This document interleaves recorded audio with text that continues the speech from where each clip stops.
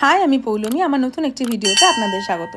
আজ জামাই ষষ্ঠী, তাই আজকের দিনের প্রাসঙ্গিক একটি ঘটনা আপনাদের সাথে শেয়ার করতে এসেছি। সময়টা তখন 1818 সাল। জামাই ষষ্ঠীতে আসা জামাইকে ঠকানো তখন এক প্রচলিত রীতি। তবে নিয়মকানুনের ঘেরাটোপ ছিল প্রচুর।